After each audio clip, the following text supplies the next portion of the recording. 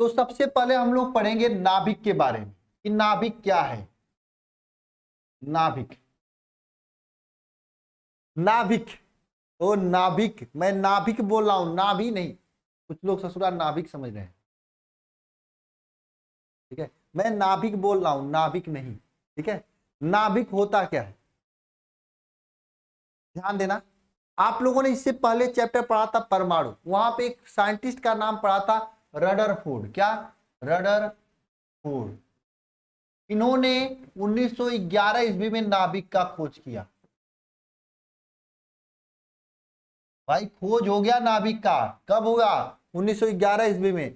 कौन खोजा? रदरफोर्ड खोजे। बोलो भाई, नाभिक का खोज हुआ कि नहीं हुआ? कौन खोजा था? रदरफोर्ड ने खोजा था। कब खोजा था? 1911 ईस्वी में खोजा था। नाभिक के अंदर होता कौन कौन है? घर के अंदर कौन कौन, घर के अंदर कौन कौन होता भाई? ये कोई परमाणु है, इस परमाणु के अंदर नाभिक होता है। नाभिक में न्यूट्रॉन प्रोटॉन होता है। परमाणु के अंदर क्या होता है? नाभिक होता है। नाभिक में क्या होता है? न्यूट्रॉन और प्रोटॉन होता है। नाभिक के अंदर क्या होता है? न्यूट्रॉन और प्रोटॉन होता है। नाभिक के अंदर क्या होता है? न्यूट्रॉन और प्रोटॉन ना। नाभिक के अंदर क्या होता है? न्यूट्रॉन प्रोटॉन, जिसे हम लोग कहते हैं न्यूक्लियांस। क्या कहते हैं? न्यूक्लियांस कहते हैं। क्वेश्चन बनता है यहां से कि न्यूक्लियांस में क्या होता है। तो न्यूक्लियांस में न्यूट्रॉन होता है, न्यूट्रॉन, और ये होता है प्रोटॉन, ठीक है। दो चीज होती है। ये जरा बताना, न्यूट्रॉन पे कौन सा आवेश होता है, प्रोटॉन पे कौन सा आवेश होता है? हाँ, न्यूट्रॉन पे कौन सा आवेश होता है, प्रोटॉन पे कौन सा आवेश होता है ना? न्यूट्रॉन पे कौन सा आवेश होता है, प्रोटॉन पे? न्यूट्रॉन पे आवेश होता है 0। अरे कुछ प्लस माइनस बता रहे हैं सब। न्यूट्रॉन पे प्लस माइनस बता रहे हो, ये सही है क्या? न्यूट्रॉन पे आवेश होता है 0 और प्रोटॉन पे होता है पॉजिटिव चार्ज। इसके चारों तरफ क्या होता है? इलेक्ट्रॉन गति करता है, इलेक्ट्रॉन, ठीक है, नाचता है इसे ना, नाचता है। तो इस इलेक्ट्रॉन पर होता है आवेश, इलेक्ट्रॉन, इलेक्ट्रॉन पर जो आवेश होता है निगेटिव। तो भाई न्यूट्रॉन पे 0 चार्ज, प्रोटॉन पे प्लस, इलेक्ट्रॉन पे क्या? निगेटिव चार्ज होता है। ये सब चीजें बचपन की बातें हैं, बचपन का प्यार है और बचपन में आप लोग पढ़े। ये सब चीजें, न्यूट्रॉन पर 0 चार्ज, प्रोटॉन पे प्लस, इलेक्ट्रॉन पे निगेटिव, ये सब चीजें बचपन का प्यार है, बचपन की बातें हैं और बचपन में ही आप लोगों ने पढ़ा है। क्यों भाई ना, याद आ रहा है बचपन की कहानियां ना? ये उदासीन होता है। आगे बढ़ा जाए तो इसी नाभिक, इसी को नाभिक कहते हैं। तो सबसे पहले हम लोग क्या जानेंगे कि इस नाभिक का आकार कैसा होता है। आकार, नाभिक के आकार के बारे में जानेंगे। आकार कैसा होता है, कितना बड़ा नाभिक का आकार होता है। भूल मत जाना। हाँ, आगे यही बात है कि बचपन की ये सब बातें आगे भूल मत जाना। क्या सोचो, गाना थोड़ी बताए बचपन का प्यार भूल मत। बचपन की ये सब बातें, न्यूट्रॉन पर 0, प्रोटॉन पे प्लस, इलेक्ट्रॉन पर निगेटिव, जो कि बचपन में पढ़ा था। तो बचपन की ये सब पढ़ाई भूल मत जाना यार। तो इसका आकार कैसा होता है? सब लोग बता रहे हैं गोल गोल। ये तो बढ़िया हो गया, पृथ्वी गोल गोल, इसका आकार गोल गोल। नहीं भाई, गोल गोल आकार होता है। तो इस गोल आकार की कुछ आकार त्रिज्या उर्जा होगी। जैसे आप होगे, आपकी कुछ लंबाई चौड़ाई मोटाई होगी, कैसे ही होंगे आप? नहीं ना। इसकी त्रिज्या, आकार गोल होता, तो गोल की त्रिज्या क्या होती है, आयतन क्या होता है, घनत्व क्या होता है, ये सब चीजें हम लोगों को पढ़ना है इस नाभिक में। तो नाभिक के बारे में आपने क्या जाना कि नाभिक का खोज रदरफोर्ड ने किया था। कब किया था? 1911 ईस्वी में किया था, ठीक है। और नाभिक के चारों तरफ इलेक्ट्रॉन गति लगाते हैं, चक्कर लगाते हैं। तुम किसी के चक्कर नहीं, चक्कर लगाते हो ना? किसी के चारों तरफ चक्कर तो नहीं लगाते हो ना? ये सब चक्कर लगाते हैं कौन? इलेक्ट्रॉन। किसके चारों तरफ? नाभिक के चारों, नाभिक के चारों तरफ चक्कर लगाते हैं। और चक्कर लगाते हुए जो इलेक्ट्रॉन होते हैं इस नाभिक, इसको कहा जाता है नाभिक। और नाभिक में होता है न्यूट्रॉन और प्रोटॉन। क्या होता है? न्यूट्रॉन और प्रोटॉन, जिसे हम लोग सम्मिलित रूप से कहते हैं न्यूक्लियांस। न्यूट्रॉन पे 0 चार्ज, प्रोटॉन पे पॉजिटिव चार्ज, और इलेक्ट्रॉन जो होता है चारों तरफ ना, इलेक्ट्रॉन पे निगेटिव चार्ज होता है। हाँ, आ गया समझ में। और इस नाभिक का आकार तो गोल है, लेकिन गोल आकार है ये तो सबको पता है, नहीं गोल आकार की त्रिज्या क्या होगी ना, ये आपको बताना है। इस गोल आकार की त्रिज्या क्या होगी यह आपको बताना है। चले आगे।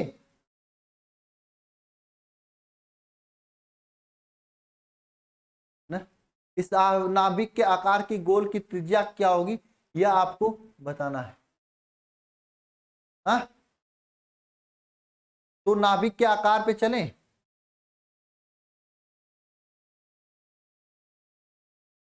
बताओ, तैयार हो? हाँ, चलो भाई आकार देखते हैं कैसा आकार होता है।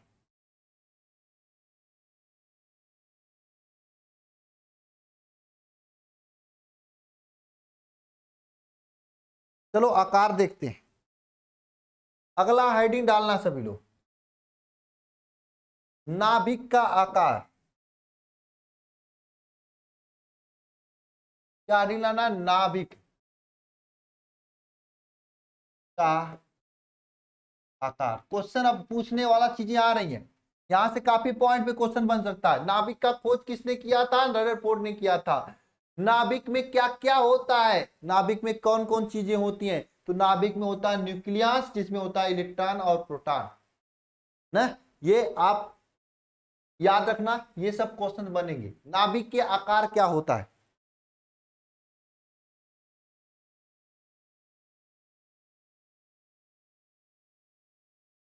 ध्यान देना, नाभिक का आकार क्या होता है।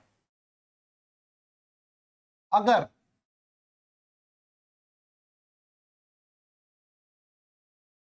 ध्यान देना सभी लोग, नाभिक का आकार क्या होता है? अगर किसी तत्व का द्रव्यमान ए हो, यदि किसी तत्व का द्रव्यमान क्या हो? ए हो। यदि किसी तत्व का द्रव्यमान क्या हो? ए हो, और उस तत्व पर की नाभिक की त्रिज्या आर हो, उस तत्व की नाभिक की त्रिज्या क्या हो? आर हो। उस तत्व के नाभिक की त्रिज्या क्या हो? आर हो। उस तत्व के नाभिक की त्रिज्या क्या हो? आर हो। उस तत्व के नाभिक की त्रिज्या आर हो, तो त्रिज्या आर इज इक्वल टू होता है आर नॉट ए के पावर 1/3। ये होता है नाभिक की त्रिज्या। त्रिज्या R is equal to R not A के पावर 1/3, जहां पे आर नॉट क्या है? एक नियतांक है, एक नियतांक है जिसका वैल्यू होता है 1.2 इंटू 10⁻⁻15। क्या होता है? आर नॉट का जो वैल्यू होता है 1.2 इंटू 10⁻⁻15 मीटर ना। अब 1.2 इंटू 10⁻⁻15 मीटर, या फिर हम इसे कह सकते हैं R not is equal to 1.2 fermi. क्या कह सकते हैं? फर्मी। तो नाभिक की त्रिज्या क्या होती है? यदि किसी तत्व के नाभिक का द्रव्यमान ए हो, उस तत्व की नाभिक की त्रिज्या आर हो, तो R is equal to R not A के पावर 1/3 होगा। आर नॉट एक नियतांक है, और आर नॉट का वैल्यू 1.2 इंटू 10⁻⁻15 मीटर होता है, या फिर 1.2 फर्मी होता है। भाई याद हुआ? फर्मी किसका नाम? देखो, एक फर्मी में होता है, एक मीटर में होता है, एक मीटर में 10⁻⁻15 फर्मी होता है। ठीक है, एक मीटर में 10⁻⁻15 फर्मी होता है। तो नाभिक का आकार कितने कोटि का? एक प्रश्न पूछता है, किसी नाभिक का आकार कितनी कोटि का होता है? नाभिक के आकार की कोटि क्या होती है? यह क्वेश्चन आपसे पूछता है कि नाभिक के आकार की कोटि, ये क्वेश्चन पूछता है। तो नाभिक के आकार की कोटि होती है 10⁻⁻15 मीटर की, या फिर एक फर्मी की कोटि की होती है ना।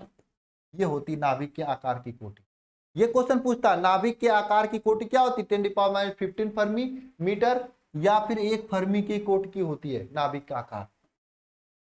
समझे? ना, समझे कि नहीं समझे? नाभिक का आकार क्या होता है? 10⁻⁻15 मीटर या 1 फर्मी के कोट की। एक बार सभी लोग कमेंट बॉक्स में कमेंट करो। 1.2 होता है यार फर्मी, ठीक है। नाभिक का आकार कितना होता है? 10⁻15 फर्मी। एक बात मैं आपको बहुत इंटरेस्टिंग बताने जा रहा हूं। इंटरेस्टिंग बात यह है कि नाभिक का आकार समझ लो एक बड़ा से फुटबॉल जो ग्राउंड है उसमें सुई की नोक के बराबर होता है, वो होता है 10⁻15 फर्मी, है ना? इंटरेस्टिंग, ठीक है। आगे चलें। एक प्रश्न है, सभी लोग लिखना और जवाब देना। प्रश्न क्या है आप सभी लोगों के लिए? प्रश्न यह है कि यक्ष 13 यक्ष, क्वेश्चन यह है 13 यक्ष 27 के नाभिक की त्रिज्या क्या होगी? ये नाभिक की त्रिज्या क्या होगी, यह प्रश्न है। यह प्रश्न है यक्ष 13 यक्ष 27 के नाभिक की त्रिज्या क्या होगी? यह क्वेश्चन का जवाब देना। हाँ?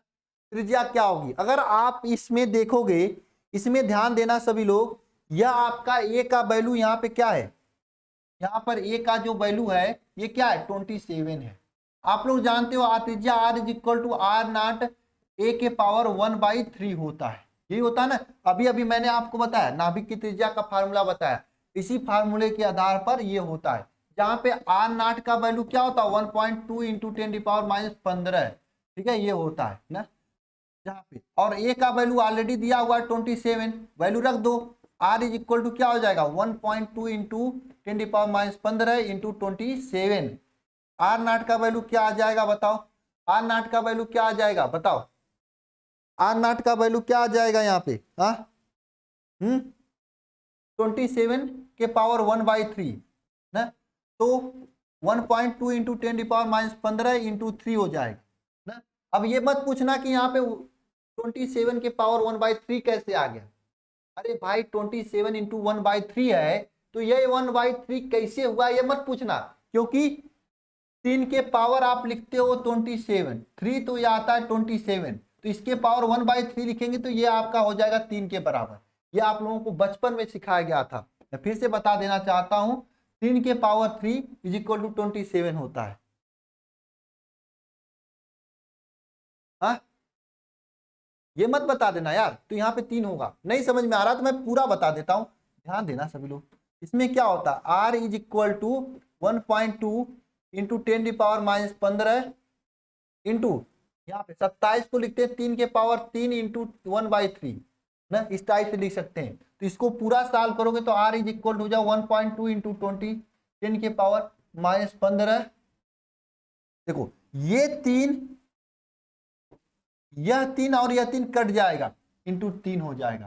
12×3 = 36 होता है। 3.6 इंटू 10⁻15 मीटर इसकी त्रिज्या होगी। किसकी? इसकी त्रिज्या। कर लोगे क्वेश्चन? क्वेश्चन कर लोगे? इसमें हमने कुछ नहीं किया, बस इसमें ए का वैल्यू रख दिया। सबसे पहले आप सभी लोग नाभिक का आकार की ये सभी कंसेप्ट नोट करिए, उसके बाद हम लोग यहां पे चलते हैं, इसके आगे चलते हैं, फिर ये न्यूमेरिकल नोट करिएगा। नोट हो गया? अगले पेज पे चलें, तो अगला पेज ये रहा।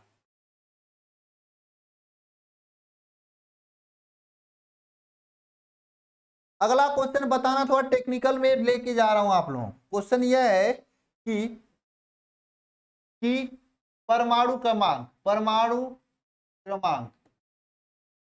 1 तथा 9 वाले, परमाणु क्रमांक 1 और 9 वाले तत्व तत्वों तत्वों का क्या ज्ञात करना? 1 और 9 वाले तत्वों का त्रिज्या का अनुपात, त्रिज्या का अनुपात ज्ञात कीजिए। ठीक है, मात्रा संतरण नहीं, क्वेश्चन है यह। बताओ 1 और 9 परमाणु क्रमांक वाले त्रिज्या का अनुपात ज्ञात कीजिए। ये क्वेश्चन है। परमाणु क्रमांक 1 और 9 वाले तत्वों के क्या त्रिज्या का अनुपात ज्ञात कीजिए। नहीं आ रहा है समझ में? बता लो, एक बार ट्राई कर लो आप लोग, फिर मैं बताता हूं। आसान क्वेश्चन है, एक बार बताओ सभी लोग कितना होगा, बताओ कितना होगा। देखिए परमाणु क्रमांक 9 और परमाणु क्रमांक 1 वाले त्रिज्या का अनुपात ज्ञात कीजिए। का सही नहीं है। अरे यार नो आइडिया लिख रहे हैं भाई, दिमाग में भूसा तो नहीं भर गया? दिमाग में भूसा तो नहीं भर गया भाई? ऐसा तो नहीं प्रॉब्लम है दिमाग में भूसा भर गया हो इधर से नहीं समझ में आ रहा है? हम तो बता ही देंगे, हम तो बताने के लिए ही यहां लिखे हैं। आप तो कुछ बता दो। अच्छा छोड़ो यार, अपना कुछ तो बता दो अपने बारे में, कुछ समझ में आया कि नहीं आया? कुछ तो बता दो। 1/2 वाले भी आ गए। चलो मैं बताता हूं, ध्यान देना। चलो ध्यान दो इधर। परमाणु क्रमांक 1 और 9, परमाणु क्रमांक 1 और 9 वाले तत्वों का अनुपात ज्ञात कीजिए। देखो आप तत्वों की त्रिज्या का अनुपात, त्रिज्या R is equal to, formula आप लोग जानते हो, R0 ए के पावर क्या 1/3, यह आप लोग जानते हो ना, आप यह जानते हो ना। एक थोड़ी सी क्वेश्चन में मिस्टेक है, आप यहां पे लिखिएगा परमाणु द्रव्यमान, ठीक है? परमाणु क्रमांक नहीं होगा, परमाणु द्रव्यमान, द्रव्यमान हो, ठीक है? परमाणु द्रव्यमान होगा, ठीक है? अब ध्यान देना, यहाँ पे द्रव्यमान A1, ध्यान देना यहाँ पे ए का वैल्यू क्या है, यहाँ पे 1 है, 1 का तो A1 का वैल्यू, A2 का वैल्यू क्या है यहाँ पे 9 है। अब इनका अनुपात ज्ञात करते हैं, R1 अपान R2 करते हैं, इज इक्वल टू क्या करेंगे, R0 1 के पावर 1/3 करेंगे और R0 9 के पावर 1/3 करेंगे। आसान है, क्या है, आसान है। R0 देखो ये R से R कट जाएगा, 1 के पावर 1/3 अपान 9 के पावर 1/3। अब ध्यान देना सभी लोग, R1 इज इक्वल टू क्या हो जाए, R1 upon R9 is equal to क्या हो जाएगा 9, इज इक्वल टू क्या हो जाएगा 9 वाले का, बताओ।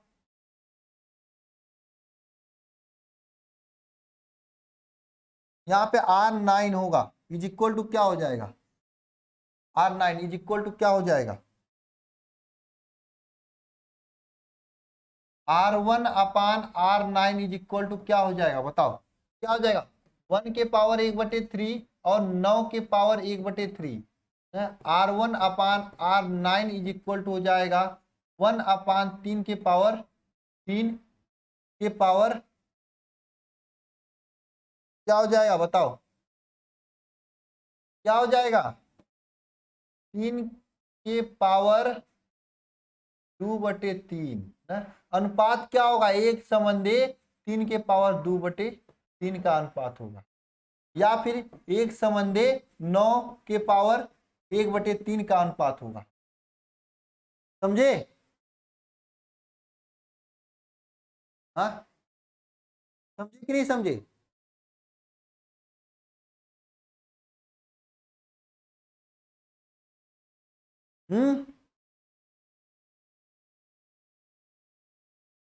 क्या इसमें करना था?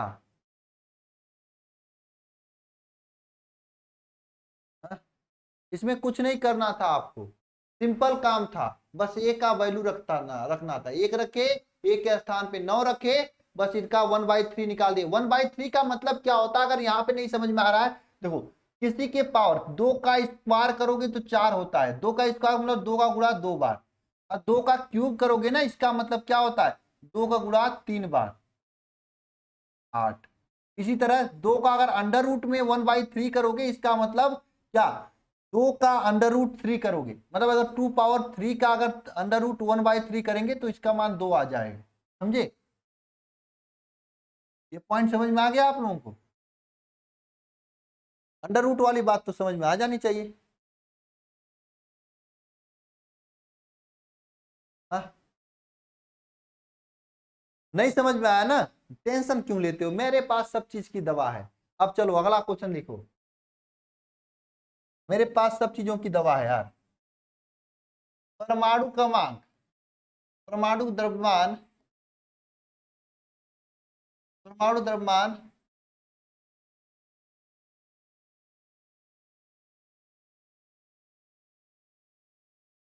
एक तथा नौ नहीं एक तथा, परमाणु द्रव्यमान एक तथा 27 वाले तत्व का त्रिज्या का अनुपात ज्ञात कीजिए। ठीक है, इसका बताओ, इसका बताओ परमाणु क्रमांक 1 और 27 वाले तत्व का त्रिज्या का अनुपात ज्ञात कीजिए।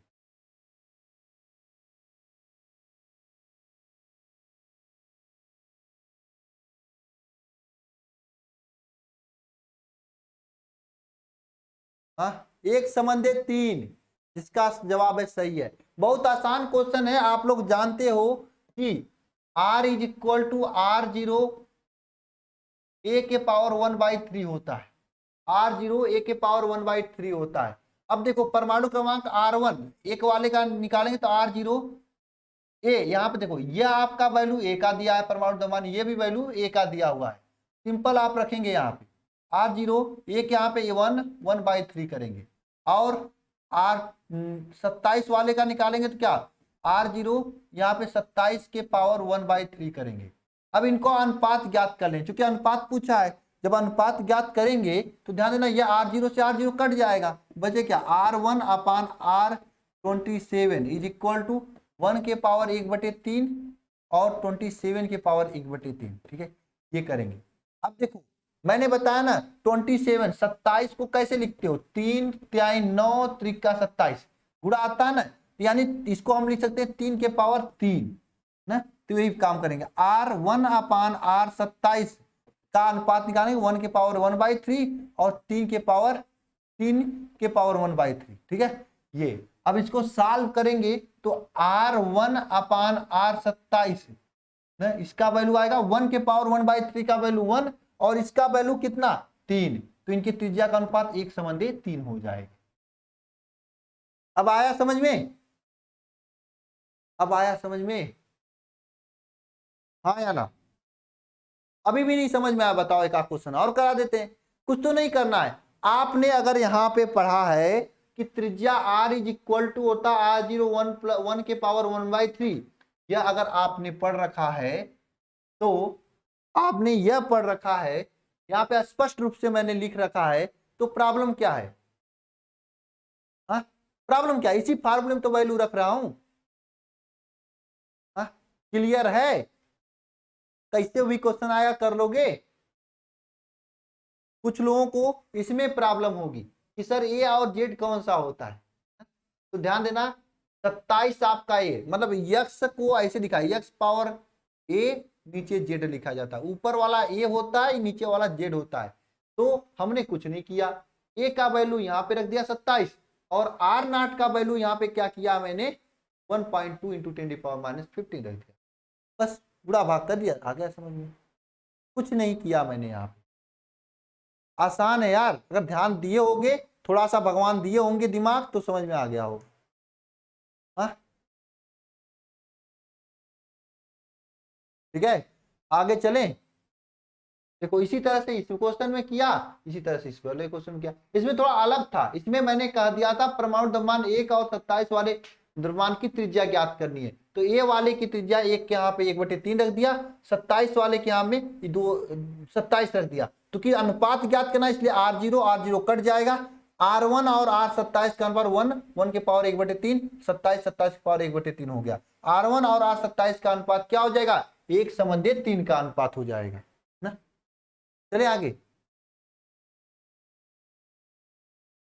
चलिए आगे चलते हैं, आगे चलते हैं हम लोग ना। अब नाभिक के घनत्व के बारे में पढ़ते हैं, इसके बारे में पढ़ते हैं, नाभिक के घनत्व, हेडिंग करिएगा सभी लोग, नाभिक के घनत्व, नाभिक का घनत्व। भाई अगर कक्षा 12 में पढ़ते हो आप लोग कक्षा 12 में पढ़ते हो ना, तो नाभिक के घनत्व का फार्मूला कमेंट करो एक बार सभी, नाभिक के घनत्व का फार्मूला कमेंट करो। हालांकि ये तो कक्षा 2, 3, 4, 5 वाले बच्चे भी कमेंट कर सकते हैं, लेकिन आप लोग कमेंट करो जरा, नाभिक के घनत्व की क्या होता है? हाँ, नाभिक के घनत्व का फार्मूला, नाभिक के घनत्व का फार्मूला बताओ, कमेंट करो नाभिक के घनत्व का फार्मूला बताओ। नहीं पता? नाभिक का घनत्व, मैं बस केवल घनत्व का फार्मूला पूछ रहा हूं, घनत्व का फार्मूला बता दो। नहीं आता है ना, तो घनत्व का फार्मूला बता दो। आप लोग कक्षा 12 में पढ़ रहे हो, तो आप नाभिक के घनत्व का फार्मूला आपको पढ़ना है, लेकिन आप केवल घनत्व का फार्मूला बता दो। घनत्व इज इक्वल टू क्या होता है, ये सच्चाई बताएं तो कक्षा 1, 2, 3, 4, 5, 6, 7, 8, 9, 10, 11 तक के सभी बच्चे बता सकते हैं। घनत्व का फार्मूला मैं पूछ रहा हूं एकदम आप लोगों से। यम अपान भी, घनत्व इज इक्वल टू क्या होता है? घनत्व इज इक्वल टू होता है यम अपान भी। बहुत बढ़िया, किसी ने बताया, यानी द्रव्यमान, द्रव्यमान अपान आयतन होता है, द्रव्यमान अपान आयतन होता है। घनत्व इज इक्वल टू द्रव्यमान अपान आयतन होता है, घनत्व इज इक्वल टू द्रव्यमान अपान आयतन होता है। अच्छा जरा ये मुझे बताना कि कोई भी नाभिक जो होता है गोलेकार होता है, इस तरह से गोला होता है, और गोले का आयतन क्या होता है? गोले का आयतन क्या होता है बताओ, गोले का आयतन क्या होता है बताओ, गोला का आयतन, का आयतन, गोला का आयतन क्या होता है?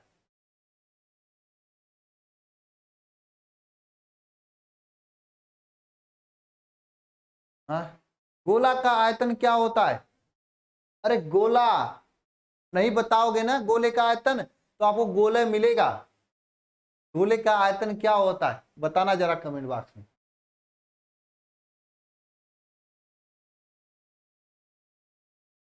4/3 पाई आर क्यूब ना, 4/3 पाई आर क्यूब, ये गोले का आयतन होता है, 4/3 पाई आर क्यूब। तो ये गोले का आयतन होता है। नाभिक का द्रव्यमान क्या होता है? नाभिक का द्रव्यमान, नाभिक का द्रव्यमान तो क्या होता है? ए होता है, ए म्यू ना। तो घनत्व क्या हो जाएगा? घनत्व इज इक्वल टू क्या हो जाएगा? द्रव्यमान। पहली बात, नाभिक का द्रव्यमान क्या होता है ना? तो गोला, गोला ना, नाभिक का आयतन यदि त्रिज्या क्या हो? आर हो, क्या होता है? 4/3 पाई आर क्यूब होता है ये आयतन भी। यदि इसकी त्रिज्या आर हो तो नाभिक का आयतन क्या होता है? 4/3 पाई आर क्यूब होता है, कैपिटल आर क्यूब ना। और द्रव्यमान आपको पता है, नाभिक का द्रव्यमान ये होता है, तो इसे समीकरण नंबर 1 मानिए। तो समीकरण 1 से, समीकरण 1 से क्या होगा बताओ? घनत्व रो इज इक्वल टू, घनत्व इज इक्वल टू क्या हो जाएगा?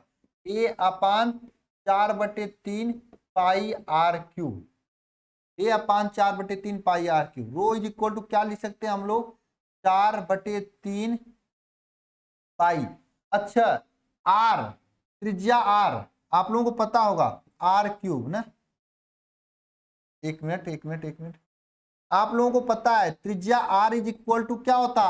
R0 a के पावर 1/3। अभी आप लोगों ने पढ़ा है, या आप लोगों ने अभी अभी पढ़ा कि नहीं पढ़ा बताओ? ये आप लोगों ने अभी अभी पढ़ा कि त्रिज्या R is equal to R0 a के पावर 1/3 होता है, इसमें रख देते हैं। आइए रखते हैं इसमें, और रखो इसमें क्या होगा, देखो रो इज इक्वल टू क्या हो जाएगा, ध्यान देना, ये r के स्थान पे r0 a की पावर 1/3 लिखना है, तो क्या हो जाएगा, a नीचे रहेगा ही, ऊपर रहेगा ही, 4/3 नीचे हो जाएगा, और देखो पाई हो जाएगा, और यहाँ पे क्या हो जाएगा, r0 a के पावर 1/3 का स्क्वायर, इसके पावर क्यूब ना। क्यूब को अलग अलग करेंगे तो रो इज इक्वल टू क्या हो जाएगा, a अपान 4/3 पाई r0 का क्यूब a के पावर 1/3 और के पावर 3, यानी यहाँ पे इसको साफ साफ लिखना है मुझे, क्या हो जाएगा 4/3 पाई r0 a के पावर 3 के होल पावर 1/3 ना। और यहाँ पे देना रो इज इक्वल टू, अगर फाइनल सॉल्व करेंगे तो क्या होगा, बताओ बताओ, a अपान 4/3 पाई r0 का क्यूब और a, ये होगा r0 का क्यूब और a होगा ना, क्यों भाई, यही होगा, क्यों यही होगा ना। अब देखो यहाँ पे a और a कट जाएगा, रो का वैल्यू क्या आएगा, rho is equal to 1/4/3 pi r0 का क्यूब, ये रो का मान आएगा। देखो क्वेश्चन बहुत खतरनाक पूछता है यहाँ से,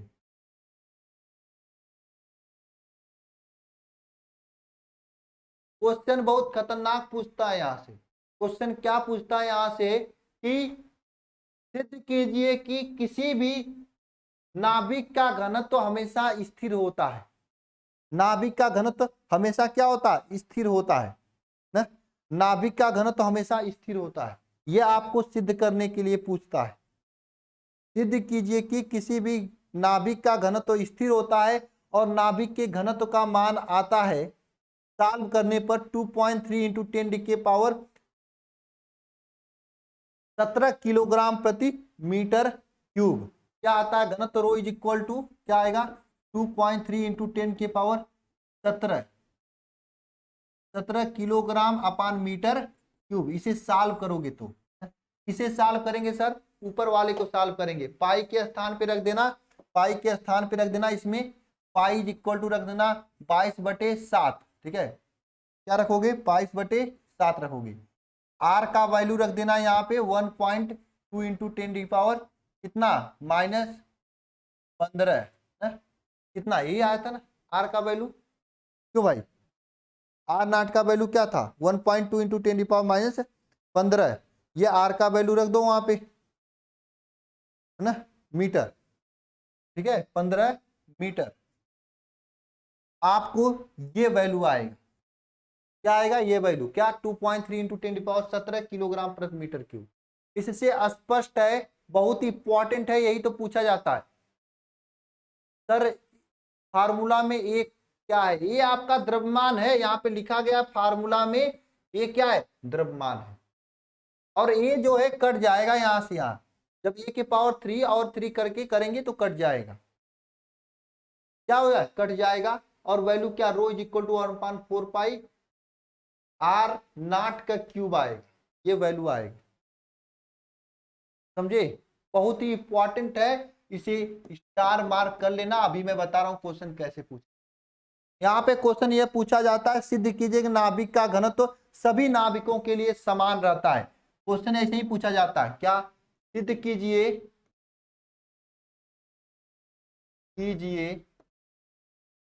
कि नाभिक का घनत्व सभी नाभिकों के लिए क्या होता है, समान होता है। सिद्ध कीजिए कि नाभिक का घनत्व सभी नाभिकों के लिए क्या समान होता है, समान होता है। कैसे सिद्ध करोगे, ऐसे ही सिद्ध कर देना जैसे मैंने किया है। सबसे पहले बताना घनत्व इज इक्वल टू द्रव्यमान बटे आयतन। आप लोगों को पता है ये नाभिक जो है गोले की तरह होता है, और किसी भी गोले का आयतन क्या होता है 4/3 पाई r³ होता है ना। तो नाभिक का आयतन यदि गोले की त्रिज्या r हो तो क्या हो जाएगा 4/3 पाई r³। द्रव्यमान ए मान लेना और समीकरण 1 में रख देना A/4/3 पाई r क्यूब। और r का मान जो होता है यहाँ पे त्रिज्या r is equal to r naught a की पावर 1/3 होता है, तो r का मान यहाँ पे रख देना। जैसे ही रखोगे r का मान 1/3 तो ये देखो 3 a के पावर 3, ये 3 कट जाएगा और a कट जाएगा, बचेगा आपके पास rho is equal 1/4/3 pi r cube. Rho के पाई के स्थान पे रख देना 22/7, r के स्थान 1.2 इंटू 10⁻15 रख के गुणा भाग करोगे तो आंसर आएगा 2.3 इंटू 10⁻17 किलोग्राम मीटर क्यूब, जो कि नाभिक का घनत्व है। यह हमेशा क्या होता है, स्थिर होता है। आया समझ में, क्लियर है एकदम। ये क्वेश्चन पूछा जाता भाई, बहुत ही ट्रेंडिंग क्वेश्चन है यह। नाभिक सिद्ध कीजिए कि नाभिक का घनत्व सभी नाभिकों के लिए समान रहता है ना। यह आपका क्वेश्चन पूछा जाता है।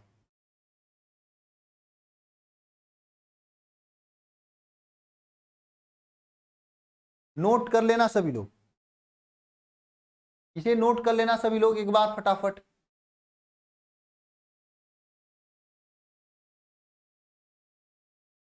इसे नोट कर लो, नाभिक का घनत्व वाला बहुत इंपॉर्टेंट क्वेश्चन है।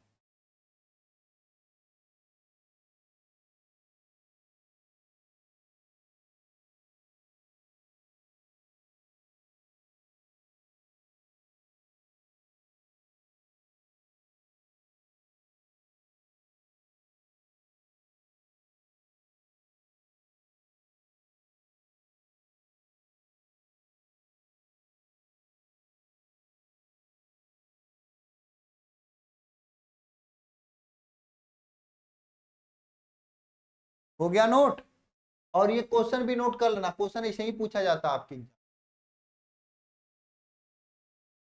अच्छा एक चीज मुझे बताना जरा कमेंट बॉक्स में कमेंट करके कि इलेक्ट्रॉन का खोज, इलेक्ट्रॉन का खोज किसने किया था, प्रोटॉन का खोज किसने किया, और न्यूट्रॉन का खोज किसने किया, ये कमेंट बॉक्स में कमेंट करके बताना। तो किसका खोज किसने किसने किया था बताना। ये प्रोटॉन, तो इलेक्ट्रॉन का खोज किसने किया था, टॉमसन ने किया था, प्रोटॉन का खोज किसने किया था, रदरफोर्ड ने किया था। और न्यूट्रॉन का खोज किसने किया था, चैडविक ने किया था ना, ठीक है ना। तीनों का समझ में आया, रदरफोर्ड चैडविक ने किया था। ये बचपन की बातें हैं, चैडविक ना, ये बचपन की बातें हैं, भूल मत जाना रे, बचपन की बातें भूल मत जाना।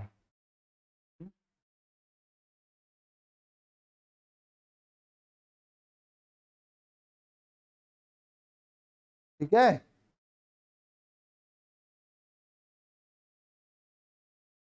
हाँ हाँ पूरा नाम लिखकर क्या करोगे,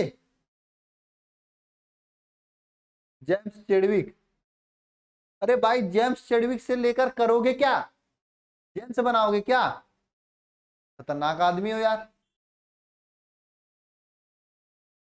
अरे भाई यहाँ पे पावर क्या है, 17 है, पावर क्या है 17 है, 2.29 या 2.3 इंटू 10⁻17 है। ठीक है, ये नाभिक के घनत्व का मान कितना होता है, 2.3 इंटू 10⁻17। ये याद रखना नाभिक के घनत्व का मान होता है।